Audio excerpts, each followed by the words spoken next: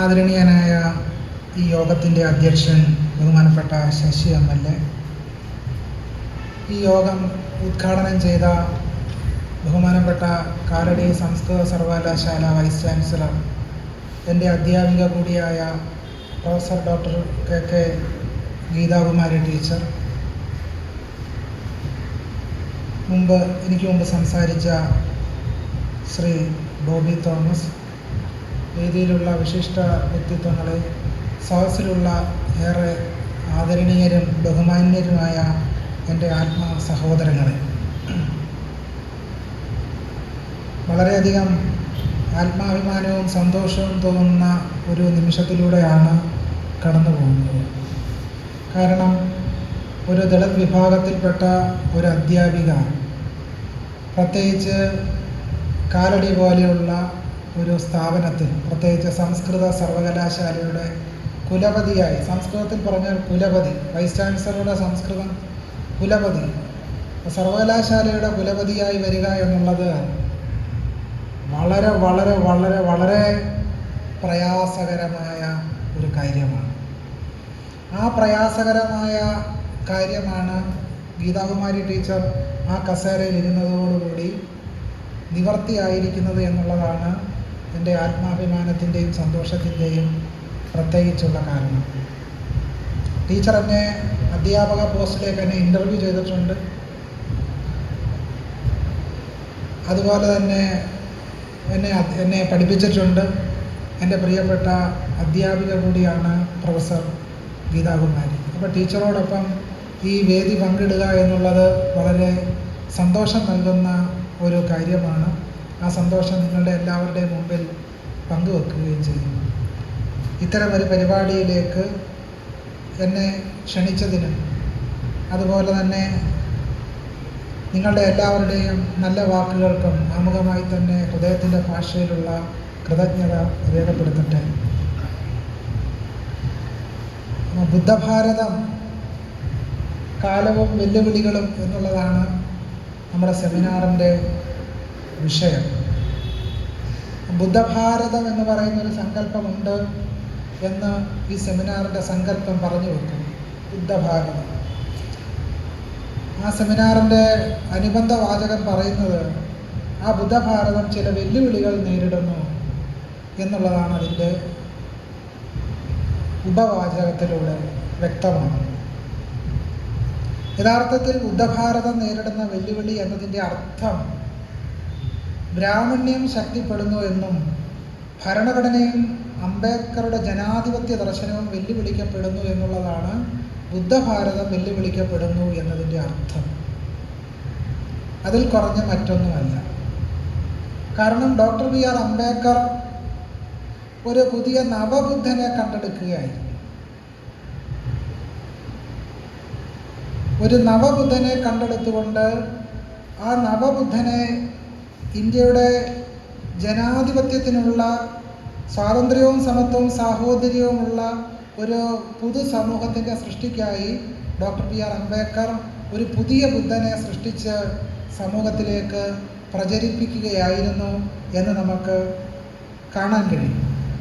അത് ഇതുവരെ കടന്നു വന്ന ഇന്ത്യ കണ്ട മറ്റ് ദൈവസങ്കല്പങ്ങളിൽ നിന്നും വളരെ വ്യത്യസ്തമായ ഒരു പുതിയ വിമോചനമായ ആശയമായി ബുദ്ധൻ നമ്മുടെ മുമ്പിൽ അവതരിപ്പിക്കപ്പെടുന്നു എന്നുള്ളതാണ്. പ്രോഫറ്റ് ഫേസിംഗ് ബാക്ക്വേർഡ് എന്ന് പറയുന്ന ഗ്രന്ഥത്തിൽ ശാസ്ത്രചരിത്രകാരിയും ചിന്തകയുമായ ഡോക്ടർ മീരാനന്ദ രേഖപ്പെടുത്തുന്ന ഒരു കാര്യമുണ്ട്. അതിങ്ങനെയാണ്: നാം ജീവിക്കുന്ന ലോകത്തെ എങ്ങനെ നാം അറിയുന്നു, നമ്മുടെ സഹജാതരെ നാം എങ്ങനെ പരിചരിക്കുന്നു എന്നെല്ലാം അംബേദ്കറുടെ ബുദ്ധൻ നമ്മെ ഉദ്ബോധിപ്പിക്കുന്നു. കരുണയുടെ ബന്ധനങ്ങൾ സൃഷ്ടിക്കാൻ വേണ്ട പ്രജ്ഞയായും സമതയ്ക്ക് വേണ്ട ജ്ഞാനമായും ബുദ്ധൻ നമ്മെ ഉദ്ബോധിപ്പിക്കുന്നു എന്ന് അംബേദ്കർ കണ്ടെടുത്ത ബുദ്ധനെ പറ്റി ഡോക്ടർ മീരാനന്ദ അവരുടെ പ്രോഫറ്റ് ഫേസിംഗ് ബാക്ക്വേർഡ് എന്ന് പറയുന്ന ഗ്രന്ഥത്തിൽ എഴുതുന്നു. അപ്പോൾ അതുവരെ ഇന്ത്യൻ സമൂഹം കണ്ട ഒരു ദൈവഭാവന, അല്ലെങ്കിൽ വൈദിക സാഹിത്യത്തിലുള്ള ദൈവഭാവന എന്നൊക്കെ പറഞ്ഞു കഴിഞ്ഞാൽ അത് മറ്റുള്ളവരെ ആക്രമിക്കുകയും മറ്റുള്ളവർക്ക് നേരെ ഹിംസ പ്രയോഗിക്കുകയും ചെയ്യുന്ന ഒരു ദൈവസങ്കല്പമാണ് വൈദിക സാഹിത്യത്തിലും ഇതിഹാസ പുരാണ പാഠങ്ങളിലും എല്ലാമുള്ള ദൈവസങ്കല്പം. ദേവന്മാർ അവതരിക്കുന്നത് തന്നെ ഇന്ത്യയിലെ ബഹുജനങ്ങളെ കീഴാളരെന്ന സ്ഥാനപ്പെടുത്തുന്ന മനുഷ്യരെ, പിന്നാക്കക്കാരെ എല്ലാം തന്നെ അടിച്ചമർത്താനാണ് ഇന്ത്യയിലെ എല്ലാ ദൈവസങ്കല്പങ്ങളും അവതരിച്ചിട്ടുള്ളത്. മഹാഭാരതം എടുത്ത് നോക്കിയാൽ മഹാഭാരതത്തിൽ നല്ല രാജാക്കന്മാരെ പറ്റി വർണ്ണിക്കുന്നുണ്ട്. പരീക്ഷത്തിൻ്റെ രാജഭരണ കാലത്തെ പറ്റി എഴുതുന്നുണ്ട്. എങ്ങനെയാണ് പരീക്ഷത്തിൻ്റെ രാജഭരണം ഏറ്റവും നല്ല രാജഭരണമായി മാറുന്നത്? കാരണം പരീക്ഷത്ത് രാജ്യം ഭരിക്കുന്നത് വർണ്ണാശ്രമ ധർമ്മം അനുസരിച്ചാണ് എന്നാണ് മഹാഭാരതം പറയുന്നത്. ഇത് പരീക്ഷത്തിന്റെ കാര്യം മാത്രമല്ല, ഏതൊരു രാജാക്കന്മാരുടെ ചരിത്രം എടുത്താലും ആ രാജാക്കന്മാരുടെ എല്ലാം ഭരണം ഏറ്റവും നല്ല ഭരണമാകുന്നത് എന്തുകൊണ്ടാണ്?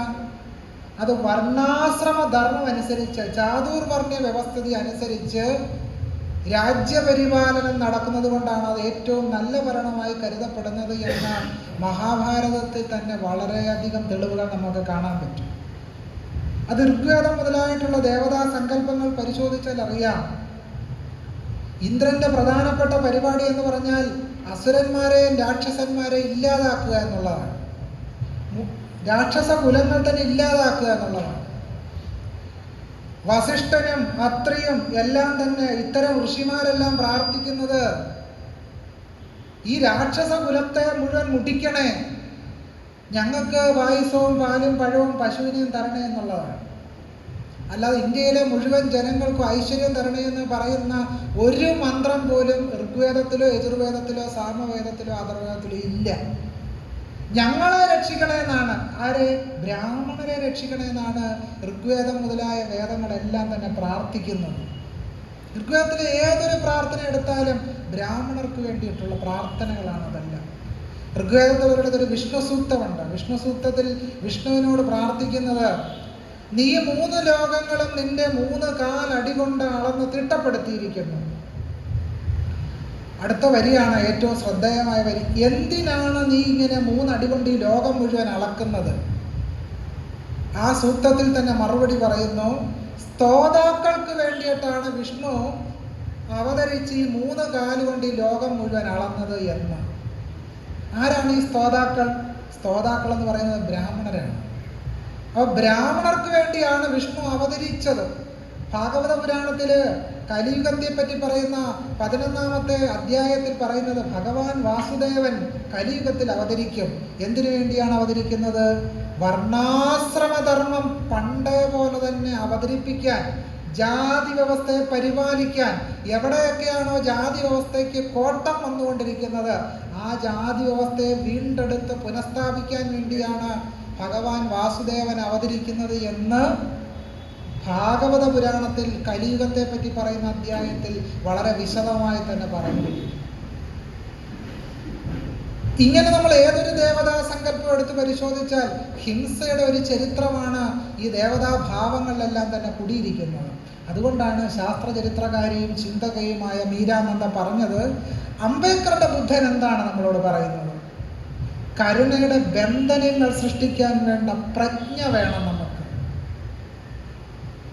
കരുണയിലാണ് അറിവ് നിലീനമായിരിക്കുന്നത്.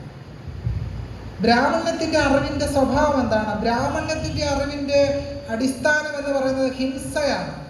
പക്ഷേ ഇവിടെ അംബേദ്കറുടെ ബുദ്ധൻ മുന്നോട്ട് വെക്കുന്ന അറിവ് എന്ന് പറയുന്നത് കരുണയിൽ നിലീനമാണ്.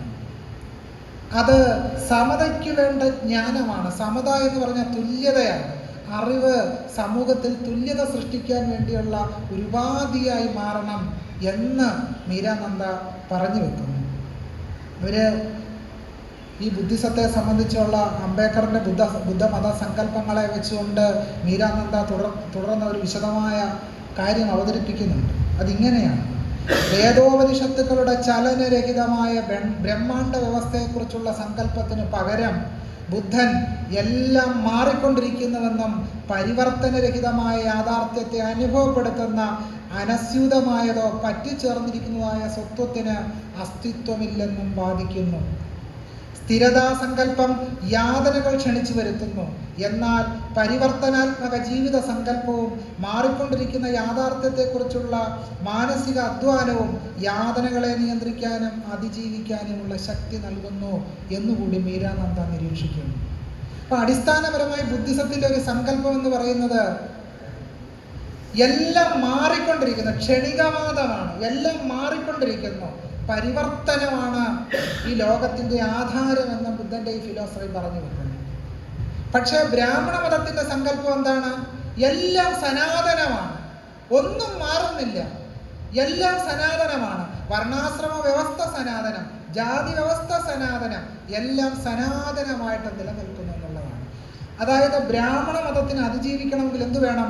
ജാതി വ്യവസ്ഥ സനാതനമായിട്ട് നിലനിൽക്കണം. അപ്പൊ ജാതി വ്യവസ്ഥ സനാതനമായിട്ട് നിലനിർത്തിയാൽ മാത്രമേ ഇവിടെ ശ്രേണീകൃത അസമത്വം നിലനിർത്താനും സ്ഥാപിക്കാനും അതിൻ്റെ സാംസ്കാരികവും സാമൂഹികമായ വ്യവസ്ഥകളെ മുന്നോട്ട് കൊണ്ടുപോകാനും കഴിയുകയുള്ളൂ. അതുകൊണ്ടാണ് എല്ലാം സനാതനമാണെന്ന് പറഞ്ഞത്. ജാതി വ്യവസ്ഥ സനാതനം, പുരുഷാധിപത്യ വ്യവസ്ഥ സനാതനം, ലിംഗ അസമത്വം സനാതനം, ഇങ്ങനെയെല്ലാം സനാതനമായിട്ട് നിലനിൽക്കുന്ന ഒരു ലോകക്രമത്തെയാണ് ബ്രാഹ്മണ മതം സനാതനം എന്ന് വിളിച്ചത്. ഈ സനാതനത്തിനെതിരെയാണ് ഡോക്ടർ ബി.ആർ. അംബേദ്കർ യുദ്ധം ചെയ്തത്. മഹാത്മാ ബുദ്ധൻ ഈ വ്യവസ്ഥക്കെതിരെയാണ് കലാപം നയിച്ചത്. അങ്ങനെ ഒരു ബുദ്ധനെയാണ് അംബേദ്കർ സൃഷ്ടിച്ചത്.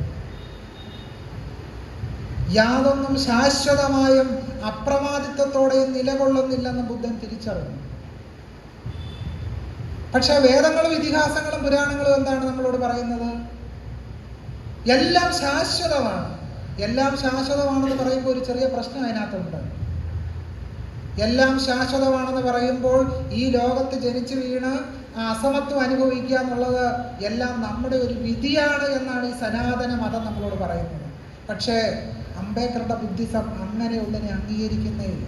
സനാതനമായിട്ടൊന്നും തന്നെ ഇല്ല, ശാശ്വതമായിട്ടൊന്നും തന്നെ ഇല്ല, അപ്രമാദിത്വപൂർണമായിട്ടൊന്നും തന്നെ ഇല്ല. എന്ന് പറഞ്ഞാൽ എല്ലാം ചോദ്യം ചെയ്യലുകൾക്ക് വിധേയമാണ്. പക്ഷെ വേദങ്ങൾ ചോദ്യം ചെയ്യാൻ കഴിയില്ല. എന്തുകൊണ്ടാണ്? അപൗരുഷേയം വാക്യം വേദഃ എന്ന് പറയും. വേദങ്ങൾ അപൗരുഷേയമാണ്. എന്താണ് അപൗരുഷേയം എന്ന് പറഞ്ഞാൽ? അത് പുരുഷനാൽ സൃഷ്ടിക്കപ്പെട്ടതല്ല, അപൗരുഷേയമാണ്, ദൈവത്താൽ സൃഷ്ടിക്കപ്പെട്ടതാണ്. സത്യത്തിൽ എഴുതി കൂട്ടിയത് മുഴുവൻ ബ്രാഹ്മണരാണ്, എന്നിട്ട് അത് ദൈവത്തിൻ്റെ പേരിലാക്കി. ഇപ്പം ഇന്നലെ നമ്മുടെ രാഷ്ട്രനായകൻ തന്നെ പറഞ്ഞത് എന്നെ അയച്ചത് ദൈവമാണെന്ന്. എക്കാലത്തും ഫാസിസ്റ്റുകൾ മുഴുവൻ പറഞ്ഞുകൊണ്ടിരുന്നത് തങ്ങളെ ദൈവം അയച്ചു എന്നാണ്. ഇതുതന്നെയാണ് ഇവിടുത്തെ ബ്രാഹ്മണ മതത്തിൻ്റെ വക്താക്കളും പറഞ്ഞത്. ഈ പറഞ്ഞത് മുഴുവൻ ദൈവമാണ് പറഞ്ഞത്. വേദമെന്ന് പറഞ്ഞാൽ ദൈവത്തിൻ്റെ സൃഷ്ടിയാണ്. ബ്രാഹ്മണോസ്യ മകമാസീത് ബാഹുരാജന്യ കൃതഃ ഊരു തദസ്യ വൈശ്യഃ പദ്ഭ്യാം ശൂദ്രോ അജായത എന്ന് തുടങ്ങുന്ന ഈ പുരുഷ സൂക്തത്തിലാണ് ശ്രേണീകൃത അസമത്വത്തിന്റെ വേര് കിടക്കുന്നത്. അതും ദൈവം പറഞ്ഞതാണെന്നാണ് ബ്രാഹ്മണർ എക്കാലവും പറഞ്ഞുകൊണ്ടിരിക്കുന്നത്. ഇതാണ് ഈ പുരുഷ സൂക്തം ചൊല്ലിയാണ് നമ്മുടെ ക്ഷേത്രങ്ങളിൽ എല്ലാ ദിവസവും പുഷ്പാഞ്ജലി നടക്കുന്നത്. ഒന്ന് ആലോചിച്ച് നോക്കിയേ. മനുഷ്യരെല്ലാവരും അസമത്വത്തിൽ നിലീനരായി കിടക്കുന്നു എന്ന മന്ത്രം ജപിച്ച് നമ്മുടെ ക്ഷേത്രങ്ങളിൽ എല്ലാ ദിവസവും പുഷ്പാഞ്ജലി നടക്കുക. ബ്രാഹ്മണന്റെ ജന്മം ഏറ്റവും ഉത്തമ ജന്മമാണെന്നും ശൂദ്രന്റെ ജന്മം ഏറ്റവും അധമ ജന്മമാണെന്നും മന്ത്രം ചൊല്ലി ബ്രാഹ്മണോസ്യ മുഖമാസീത് ബാഹുരാജന്യകൃതഃ ഇങ്ങനെ ചൊല്ലി അങ്ങ് അർച്ചന ചെയ്യുക. ജാതി വ്യവസ്ഥ സൃഷ്ടിച്ച ദൈവത്തെ പുകഴ്ത്തുന്നു എന്നുള്ളതാണ് നമ്മളിവിടെ കാണുന്നത്. പക്ഷേ ഈ ശാശ്വത വ്യവസ്ഥയെ ബുദ്ധിസം അംഗീകരിക്കുന്നില്ല. അംബേദ്കറുടെ ബുദ്ധമതം ഇതിനെ തള്ളിക്കളയുന്നു. യഥാർത്ഥത്തിൽ മീരാനന്ദ സൂചിപ്പിച്ചതുപോലെ അഷ്ടാംഗ മാർഗത്തെ മനുഷ്യനോട് ചെയ്യുന്ന അനീതി ഇല്ലാതാക്കാനുള്ള വഴിയായി ഡോക്ടർ ബി.ആർ. അംബേദ്കർ ദർശിക്കുന്നു. അപ്പൊ അഷ്ടാംഗ മാർഗം എന്ന് പറയുന്നതിന്റെ തത്വം എന്താണ്? അത് മനുഷ്യർ തമ്മിൽ, ഒരു മനുഷ്യൻ മറ്റൊരു മനുഷ്യനോട് ചെയ്യുന്ന അനീതി ഇല്ലാതാക്കാനുള്ള വ്യവസ്ഥിതിയായി അഷ്ടാംഗ മാർഗത്തെ ഡോക്ടർ ബി.ആർ. അംബേദ്കർ അവതരിപ്പിക്കുന്നു. കഷ്ടപ്പെടുന്ന തൻ്റെ സമുദായത്തിന്റെ അഭ്യുന്നതിക്ക് വേണ്ടി ബൗദ്ധധർമ്മത്തിന് നൂതന വിഭാഷ്യം നൽകുകയായിരുന്നു ഡോക്ടർ ബി.ആർ. അംബേദ്കർ എന്നും മീരാനന്ദയുടെ നിരീക്ഷണം ഇവിടെ പ്രസക്തമാണ്. അംബേദ്കറെ സംബന്ധിച്ച് വളരെ വിശദമായി പുസ്തകം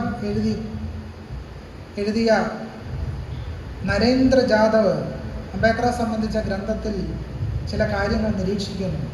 അംബേദ്കറുടെ സിദ്ധാന്തങ്ങളെ വളരെ ആഴത്തിൽ പരിശോധിച്ചുകൊണ്ട് നരേന്ദ്ര ജാദവ് പറയുന്നത് ബ്രാഹ്മണിസം നിലനിൽക്കുന്നത് ചില പ്രത്യേക വിശ്വാസങ്ങളിലൂന്നിയാണ്. ആ വിശ്വാസത്തിന് നമ്മുടെ സമൂഹത്തിൽ ഇപ്പോഴും യാതൊരു മാറ്റവുമില്ല എന്നുള്ളതാണ്. ഏതൊക്കെയാണ് ആ വിശ്വാസം? വേദങ്ങളിലുള്ള വിശ്വാസം. ഇപ്പോഴും പോയിട്ടില്ല വേദങ്ങളിലുള്ള മനുഷ്യരുടെ വിശ്വാസം. അതുകൊണ്ടാണ് അനിഹിലേഷൻ ഓഫ് കാസ്റ്റിൽ ഡോക്ടർ ബി ആർ അംബേദ്കർ എഴുതിയത്, ഏതൊരു യുക്തിയെ നിഷേധിക്കുന്ന, ധാർമ്മികതയുടെ ഏതൊരു ഭാഗവും നിഷേധിക്കുന്ന വേദങ്ങളും ശാസ്ത്രങ്ങളും ഡൈനാമിറ്റ് വെച്ച് തകർക്കണമെന്ന് doctor B R Ambedkar annihilation of കാസ്റ്റിൽ എഴുതി. കാരണം എന്താണ്? ഈ വേദത്തിലുള്ള വിശ്വാസം തകരണം. കാരണം വേദമാണ് ജാതി വ്യവസ്ഥയെ സ്ഥാപിക്കുന്നത്. യാതൊരു ധാർമ്മികതയും നമുക്ക് വേദങ്ങളിൽ കാണാൻ കഴിയില്ല. യാതൊരു ധാർമ്മികതയും വേദങ്ങളിലില്ല. ഋഗ്വേദത്തിൽ യമയമീ സംവാദം എന്ന് പറയുന്നൊരു സംവാദമുണ്ട്. ആ യമയമീ സംവാദത്തിൽ പറയുന്നത് യമനിയും സഹോദരനെയും സഹോദരിയുമാണ്.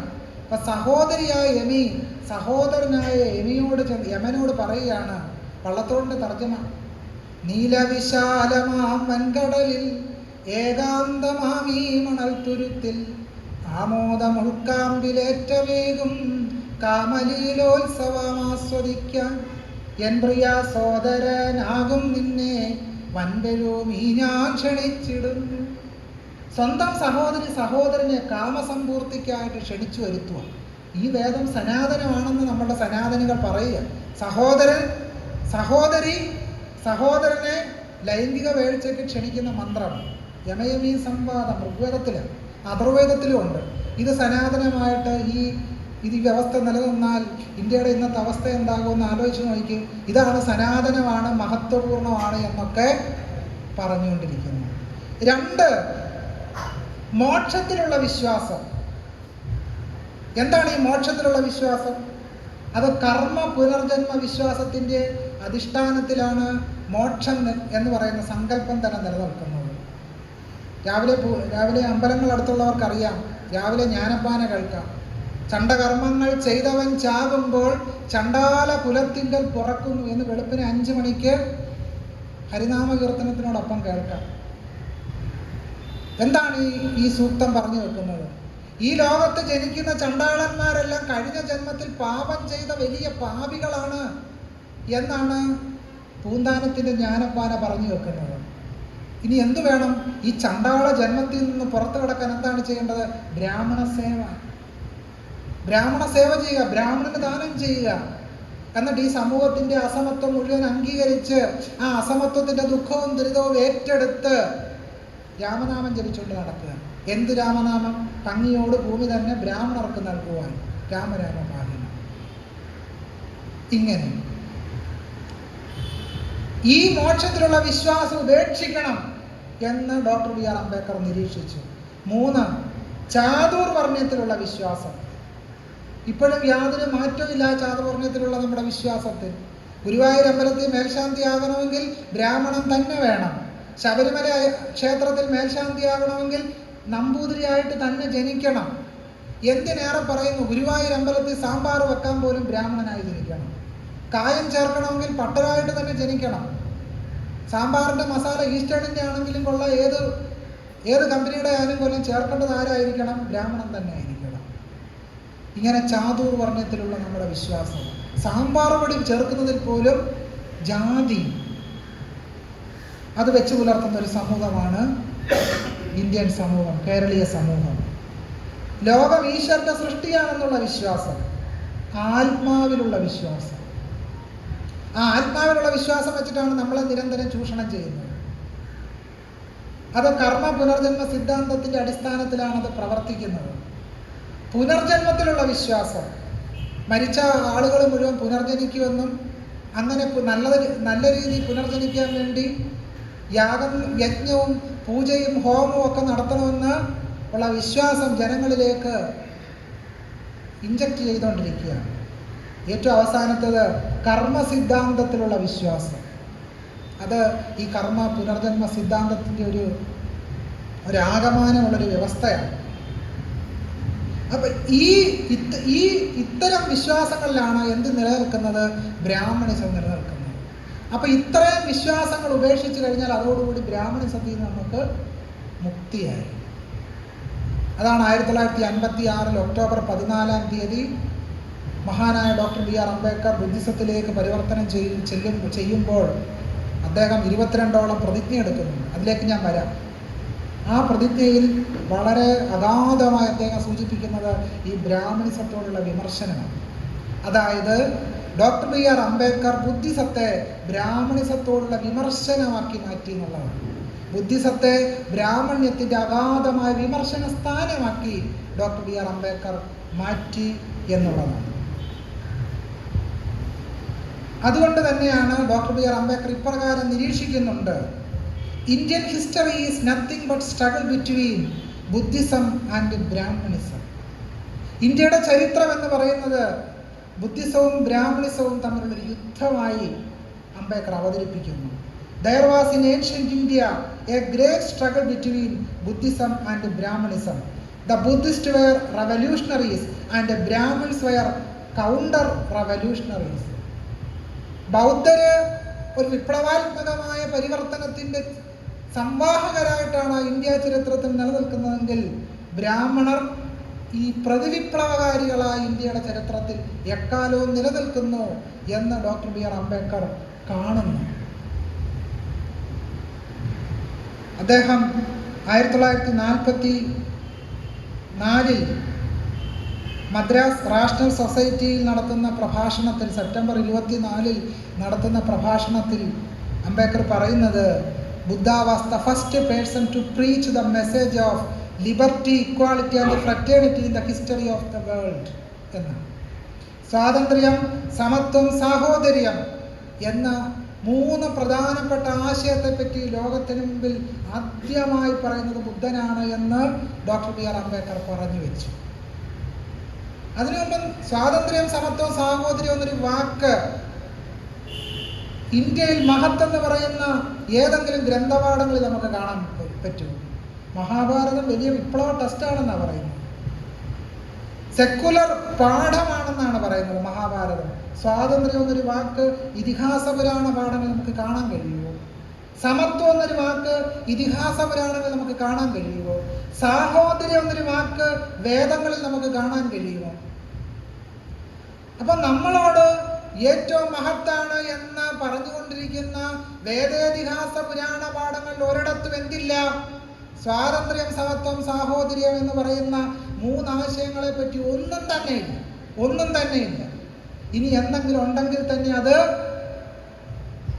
ഈ ബുദ്ധിസത്തിൽ നിന്നും ശ്രമണ പാരമ്പര്യത്തിൽ നിന്നും അടിച്ചു മാറ്റിയതാണ്. ചരിത്രകാരിയും ചരിത്ര പണ്ഡിതയുമായ ഡോക്ടർ വിജയനാഥ് ബ്രാഹ്മണിക്കൽ അക്കൾച്ചറേഷൻ എന്ന് പറയുന്ന ഒരു പ്രോസസ്സിനെ പറ്റി വിശദീകരിക്കുന്നുണ്ട്. എന്താണ് ബ്രാഹ്മണിക്കൽ അക്കൾച്ചറേഷൻ? ബ്രാഹ്മണിക്കൽ അക്കൾച്ചറേഷൻ എന്ന് പറയുന്നത് ബ്രാഹ്മണ്യം പല വിധത്തിലാണ് പ്രവർത്തിക്കുന്നത്. അതിന് പല തരത്തിലുള്ള കാര്യങ്ങളുണ്ട്.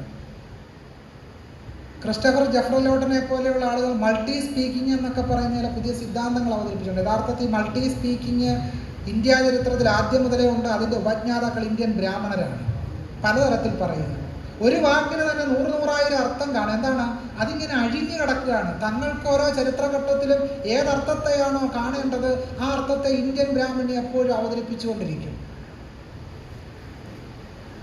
അപ്പൊ കീഴ്പ്പെടുത്താവുന്നതിനെയൊക്കെ കീഴ്പ്പെടുത്തുക, ഇല്ലായ്മ ചെയ്യാവുന്നതിനെയൊക്കെ ഇല്ലായ്മ ചെയ്യുക. ഇങ്ങനെയാണ് ഇന്ത്യൻ ബ്രാഹ്മണ്യം പ്രവർത്തിക്കുന്നത്. 1-2 ഉദാഹരണങ്ങളോട് അത് വ്യക്തമാക്കാം. ബുദ്ധന്റെ വിപ്ലവത്തെ എങ്ങനെയാണ് ഇന്ത്യൻ ബ്രാഹ്മണ്യം ഇല്ലാതാക്കിയത്?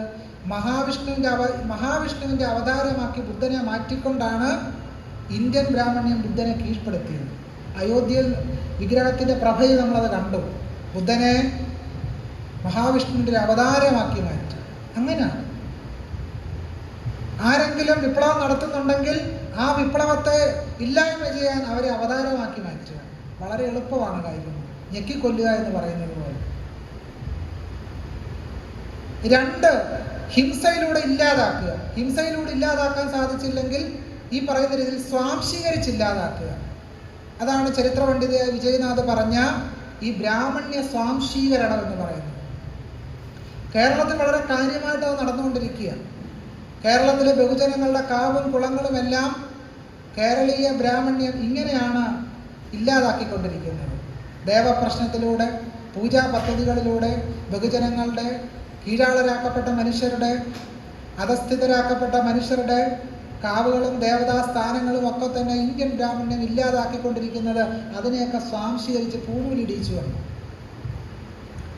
മധ്യകാലഘട്ടത്തിലൊരു ഗ്രന്ഥവരിയുണ്ട്, തിരുപ്പുലിയൂർ ഗ്രന്ഥവരി. ആ തിരുപ്പുലിയൂർ ഗ്രന്ഥവരിയിൽ പറയുന്നത്, കൂന്തൽ എന്നൊരു ഭൂതം, അതിന് ശാസ്താവായി നിവേദ്യം. അപ്പോൾ തിരുപ്പുലിയൂർ ക്ഷേത്രത്തിൽ എന്തുണ്ടായിരുന്നു? കൂന്തൽ എന്ന് പറയുന്നൊരു ഭൂതം ഉണ്ടായിരുന്നു. അവിടേക്ക് കടന്നു വന്ന ബ്രാഹ്മണർ കൂന്തൽ എന്ന് പറയുന്ന ഭൂതത്തെ ആരാക്കി മാറ്റി? ബ്രാഹ്മണരാക്കി മാറ്റി. ശാസ്താവാക്കി മാറ്റി. പൂണൂലിടിച്ച് ശാസ്താവാക്കി മാറ്റി. ഇങ്ങനെയാണ് കേരളത്തിലുള്ള ബഹുജനങ്ങളുടെ ദേവതാ സങ്കല്പങ്ങളെയെല്ലാം ഇന്ത്യൻ ബ്രാഹ്മണ്യം ഇല്ലാതാക്കിയത്. ഇങ്ങനെ സ്വാംശീകരിച്ചാണ് ഇല്ലായ്മ ചെയ്തുകൊണ്ടിരുന്നത്. ഇതാണ് ബ്രാഹ്മണ്യത്തിൻ്റെ ഏറ്റവും പ്രധാനപ്പെട്ട ഒരു സ്വാംശീകരണ പ്രക്രിയ എന്ന് പറയുന്നത്. അപ്പം ചുരുക്കത്തിൽ ഞാൻ ആദ്യം സൂചിപ്പിച്ചതുപോലെ ഇന്ത്യൻ ബ്രാഹ്മണ്യത്തോടുള്ളൊരു വിമർശനമായി ബുദ്ധിസത്തെ ഡോക്ടർ ബി.ആർ. അംബേദ്കർ അവതരിപ്പിച്ചു. അദ്ദേഹം പറയുന്നു, ഈ മദ്രാസ് രാഷ്ട്രൻ സൊസൈറ്റി നടത്തിയ പ്രഭാഷണത്തിൽ അംബേദ്കർ പറയുന്നുണ്ട്, the religion of the Buddha gives freedom of thought and freedom of self development to all. The rise of Buddhism in India was a significant of the French revolution. അപ്പോൾ French വിപ്ലവത്തോടാണ് ബുദ്ധിസത്തെ ആര് താരതമ്യപ്പെടുത്തുന്നത്? Doctor B R. അംബേദ്കർ ബുദ്ധിസത്തെ താരതമ്യപ്പെടുത്തുന്നത്. കാരണം എന്താണ്? നമ്മുടെ തന്നെ ഒരു സെൽഫ് ഐഡന്റിറ്റിയെ ബുദ്ധിസം അംഗീകരിക്കുന്നു. ഇന്ത്യയിലെ ബ്രാഹ്മണ്യം നമ്മുടെ സെൽഫിനെ അംഗീകരിക്കുന്നേ ഇല്ല. എങ്ങനെയാണ് ഇന്ത്യൻ ബ്രാഹ്മണ്യം നമ്മുടെ സെൽഫിനെ അംഗീകരിക്കാത്തത്? തത്വമസി എന്ന് പറയുക, അയമാത്മാ ബ്രഹ്മം എന്ന് പറയുക. നിങ്ങൾ പരബ്രഹ്മമാണെന്ന് പറയുന്നതോട് നിങ്ങൾക്ക് പിന്നെ സെൽഫ് ഇല്ല. നിങ്ങൾ പരബ്രഹ്മമാണെന്ന് പറയുന്നതോട് നിങ്ങൾക്ക് പിന്നെ എന്തില്ല? നിങ്ങൾക്ക് പിന്നെ ഒരു സെൽഫ് ഇല്ല. നിങ്ങൾ പിന്നെ പരബ്രഹ്മമാണ്, പരമാത്മാവാണ്. അപ്പം നിങ്ങൾക്ക് വിശപ്പുണ്ടോ? നിങ്ങൾക്ക് ദാഹമുണ്ടോ? നിങ്ങൾ പട്ടിണിയിലാണോ? നിങ്ങൾക്ക് വീടുണ്ടോ? നിങ്ങൾക്ക് വീടില്ലയോ? നിങ്ങൾ ഏറ്റവും ദരിദ്ര ജനകോടിയായിട്ടാണോ കഴിയുന്നത്? ഇതൊന്നും പ്രശ്നമേ അല്ല. നിങ്ങൾ പരമാത്മാവാണ്. ഇങ്ങനെ ഇന്ത്യയിലെ ദാരിദ്ര്യത്തെ, ഇന്ത്യയിൽ അനുഭവിച്ചുകൊണ്ടിരിക്കുന്ന അസമത്വത്തെ, ഇന്ത്യയുടെ ശ്രേണീകരണത്തെ, ഇന്ത്യയിലെ വേദാന്ത ബ്രാഹ്മണ്യം നേരിട്ടത് ഈ തത്വമസ്യാദി വാക്യങ്ങൾ കേട്ടിട്ടാണ്. അതുകൊണ്ടാണ് സി വി കുഞ്ഞിരാമൻ പറഞ്ഞത്, ഈ തത്വമസിയുടെ ആഭാസ മതം ഞങ്ങൾക്ക് വേണ്ട എന്ന് സി വി കുഞ്ഞിരാമൻ മഹാനായ പത്രാധിപർ പറഞ്ഞു. ഈ തത്വമസിയുടെ ആഭാസ മതം ഞങ്ങൾക്ക് വേണ്ട എന്ന്. കാരണം എന്താണ്? ഇത് നമ്മുടെ പ്രശ്നങ്ങളെ അഭിസംബോധന ചെയ്യുന്നില്ല, നമ്മുടെ പ്രശ്നങ്ങളെ കണ്ണടയ്ക്കുന്നു, നമ്മുടെ പ്രശ്നങ്ങൾക്ക് മുമ്പിൽ മൗനം ദീക്ഷിക്കുന്നു. അതുകൊണ്ട് ഈ അഹം ബ്രഹ്മാസ്മിയും അയമാത്മാ ബ്രഹ്മയും ശുദ്ധ തട്ടിപ്പാണ് എന്ന് സി വി കുഞ്ഞിരാമനെ പോലുള്ളവർ വളരെ നേരത്തെ തിരിച്ചറിഞ്ഞിരുന്നു. ഒരു കാര്യവും ഇല്ല. PhD അഡ്മിഷൻ കിട്ടിയോ? പരമാത്മാവാണെന്ന് പറഞ്ഞാൽ PhD അഡ്മിഷൻ ശരിയാവുമോ? ഇല്ല. റിസർവേഷൻ, ഇന്ത്യയിലെ റിസർവേഷൻ മുഴുവൻ അട്ടിമറിക്കപ്പെട്ടുകൊണ്ടിരിക്കുക, തൊഴിലില്ലായ്മ കുതിച്ചുകൊണ്ടിരിക്കുക. തത്വമസി, നീ ബ്രഹ്മമാകുന്നു, നീ അതാകുന്നു. ഇങ്ങനെ ഇന്ത്യയിലെ അസമത്വത്തെ, ഇന്ത്യയിലെ തൊഴിലില്ലായ്മ, ലിംഗാസമത്വത്തെയൊക്കെ തത്വമസി കൊണ്ട് ഓട്ടയടയ്ക്കാനാണ് ഇന്ത്യൻ ബ്രാഹ്മണ്യം ശ്രമിച്ചുകൊണ്ടിരിക്കുന്നത്. ഈ തത്വമസിയുടെ ചാണകക്കുഴിയിലേക്കാണ് ആളുകൾ വീണ്ടും വീണ്ടും പോയി വീണുകൊണ്ടിരിക്കുന്നത്. അതുകൊണ്ടാണ് ഡോക്ടർ ബി.ആർ. അംബേദ്കർ പറഞ്ഞു, ഒരു കയ്യിൽ തത്വമസിയും മറുകൈയിൽ ജാതി വ്യവസ്ഥയും കൊണ്ടു നടക്കാൻ ഒരു ബുദ്ധിശൂന്യന് മാത്രമേ കഴിയൂ. കഴിഞ്ഞ ദിവസം എനിക്ക് മെസ്സഞ്ചറിൽ ഒരു മെസ്സേജ് വന്നത്, ഒരു സനാതനി എനിക്ക് അയച്ച മെസ്സേജ്, താങ്കൾക്കെതിരെ ജാതി സ്പർദ്ധയ്ക്കും മതസ്പർദ്ധയ്ക്കും എതിരായിട്ട് ഞാൻ ഉടൻ തന്നെ കേസെടുക്കും, താങ്കളെ 5 വർഷം ജയിലിലിടാനുള്ള എല്ലാ പരിപാടികളും ഞാൻ ചെയ്യും എന്നാണ്. എനിക്ക് അത്തരക്കാരോടുള്ള മറുപടി എന്ന് പറയുന്നത്, മഹാത്മാ ഫൂലെയും മഹാത്മാ അയ്യങ്കാളിയും സഹോദരൻ അയ്യപ്പനും ഡോക്ടർ ബി.ആർ. അംബേദ്കറും നാരായണ ഗുരുസ്വാമികളും ഒക്കെ തന്നെ പറഞ്ഞതും ചെയ്തതുമായ കാര്യങ്ങളെ പിന്തുടരുക മാത്രമാണ് യഥാർത്ഥത്തിൽ ഞാൻ ചെയ്യുന്നത്. അതുകൊണ്ട് ഈ കേസ് കൊടുക്കുന്നവർ യഥാർത്ഥത്തിൽ അംബേദ്കർക്കും നാരായണ ഗുരുസ്വാമികൾക്കും മഹാത്മാ അയ്യങ്കാളിക്കും എതിരെയാണ് കേസ് കൊടുക്കുന്നത്. യഥാർത്ഥത്തിൽ മഹാത്മാ അയ്യങ്കാളി ജീവിച്ചിരിപ്പുണ്ടായിരുന്നുവെങ്കിൽ, ഡോക്ടർ ബി.ആർ. അംബേദ്കർ ജീവിച്ചിരിപ്പുണ്ടായിരുന്നുവെങ്കിൽ അവർക്കെതിരെയും ഈ സനാതനികൾ കേസ് കൊടുത്തേനെ. ഈ സനാതനികൾ കേസ് കൊടുത്തേനെ എന്നുള്ള കാര്യത്തിൽ സംശയത്തിന് അവകാശമില്ല. അപ്പൊ ചുരുക്കത്തിൽ ബുദ്ധിസം മുന്നോട്ട് വെച്ച സമത്വ, സ്വാതന്ത്ര്യ, സാഹോദര്യ സങ്കല്പങ്ങളെ പ്രധാനപ്പെട്ട 5 ഫിലോസഫികൾ കൊണ്ടാണ്, യഥാർത്ഥത്തിൽ ഫിലോസഫി ഒന്നുമല്ല, 5 അടിസ്ഥാന ഹിംസാ പ്രത്യയശാസ്ത്രം കൊണ്ടാണ് ഈ ബ്രാഹ്മണ്യം നേരിട്ടത്. എന്തൊക്കെയാണത്? അത് ഞാൻ ഒന്ന് സൂചിപ്പിച്ചു. വേദങ്ങൾ വിശുദ്ധമാണെന്ന് മാത്രമല്ല, അവ ചോദ്യം ചെയ്യാനും പാടില്ല. ഇതാണ് ഒന്നാമത്തെ തത്വം. 2, മോക്ഷം ലഭിക്കണമെങ്കിൽ വൈദിക അനുഷ്ഠാനങ്ങളും ബ്രാഹ്മണർക്കുള്ള ദാനവും അത്യന്താപേക്ഷിതമാണ്. 3, ചാതുർവർണ്ണ്യം. 4, ബ്രഹ്മചര്യം, ഗാർഹസ്ഥ്യം, വാനപ്രസ്ഥം, സന്യാസം എന്ന് പറയുന്ന 4 ആശ്രമങ്ങൾ അടിസ്ഥാനമായി പ്രവർത്തിക്കുന്ന വ്യവസ്ഥ. 5-മത്തത് കർമ്മസിദ്ധാന്തം. അപ്പൊ അടിസ്ഥാനപരമായി ഈ 5 തത്വങ്ങളിലാണ് ബ്രാഹ്മണ്യത്തിന്റെ തത്വം കിടക്കുന്നത്. അതുകൊണ്ടാണ് ബുദ്ധിസം ഈ ബ്രാഹ്മണിക്കൽ ഫിലോസഫിയെ തന്നെ അടിമുടി എതിർക്കുന്നത്. ബുദ്ധൻ പറഞ്ഞു, ചോദ്യം ചെയ്യാൻ കഴിയാത്തതായി ഒന്നുമില്ല. ബുദ്ധരുടെ അഹിംസയാകട്ടെ വൈദിക യാഗത്തെ, വൈദികങ്ങളായ യാഗയജ്ഞാദി കർമ്മങ്ങളുടെ നിരർത്ഥകതയെ തുറന്നു കാട്ടുന്നു. യഥാർത്ഥത്തിൽ നമ്മൾ ഏത് തത്വമസിയെ പറ്റി പറഞ്ഞാലും അസമത്വമാണ് ഇന്ത്യൻ ബ്രാഹ്മണ്യത്തിൻ്റെ ആത്മാവ്. ഇന്ത്യൻ ബ്രാഹ്മണ്യത്തിൻ്റെ ആത്മാവ് എന്താണ്? അസമത്വമാണ്. സമത്വം എന്ന് പറയുന്ന ഒരു കാര്യവും ഇന്ത്യൻ ബ്രാഹ്മണ്യം അംഗീകരിക്കുന്നേയില്ല. ഒരിടത്തും അതിനെ സംബന്ധിച്ച യാതൊരു സൂചനകളും നമ്മുടെ മുമ്പിൽ ഇല്ല എന്നുള്ളതാണ്. അതുകൊണ്ടാണ് ഡോക്ടർ ബി.ആർ. അംബേദ്കർ 1955 ജനുവരി 14 ബോംബെയിൽ നടത്തിയ ഒരു പ്രഭാഷണത്തിൽ അംബേദ്കർ ഇപ്രകാരം സൂചിപ്പിക്കുന്നു: ഞാനിപ്പോൾ ബുദ്ധമതം സ്വീകരിച്ചിരിക്കുന്നു, നിങ്ങളും അങ്ങനെ ചെയ്യണമെന്ന് ഞാൻ ആഗ്രഹിക്കുന്നു. അസ്പൃശ്യർ മാത്രമല്ല, ഇന്ത്യ മുഴുവനും, ലോകമാകെയുള്ള ആളുകൾ, എല്ലാവരുടെയും സൗഖ്യത്തിനും സന്തോഷത്തിനും വേണ്ടി പണിയെടുക്കാനും എല്ലാവർക്കും സ്നേഹം പകരാനുമാണ് ഈ മതം എന്നോട് പറയുന്നത്. അപ്പം എല്ലാവർക്കും സ്നേഹം പകരുന്ന ഒരു ബുദ്ധനെ ഡോക്ടർ ബി.ആർ. അംബേദ്കർ വീണ്ടെടുത്ത് അവതരിപ്പിച്ചു എന്നുള്ളതാണ്. 14-15 നൂറ്റാണ്ടുകളിൽ കേരളത്തിൽ നിന്ന് കണ്ടെടുത്തൊരു പ്രധാനപ്പെട്ട തന്ത്രഗ്രന്ഥമാണ് തന്ത്രസാര സംഗ്രഹം എന്ന് പറയുന്ന തന്ത്രഗ്രന്ഥം. ഈ തന്ത്രഗ്രന്ഥം പറയുന്നൊരു പ്രധാനപ്പെട്ട വാക്യമുണ്ട്: മൈത്രീ കരുണ മുദിതോ വേക്ഷ മനസി ഭാവയേ. മൈത്രീ കരുണ മുദിതോ വേക്ഷ മനസി ഭാവയേ. മൈത്രിയും കരുണയും മുദിതവും ഉപേക്ഷയും മനസ്സിൽ ഭാവന ചെയ്യും. എന്താണ് മൈത്രി? അത് കേവലമായ സാഹോദര്യമല്ല, സ്നേഹത്തിൽ അഗാധമായി നിലീനമായി കിടക്കുന്ന അവസ്ഥയുടെ പേരാണ് മൈത്രി.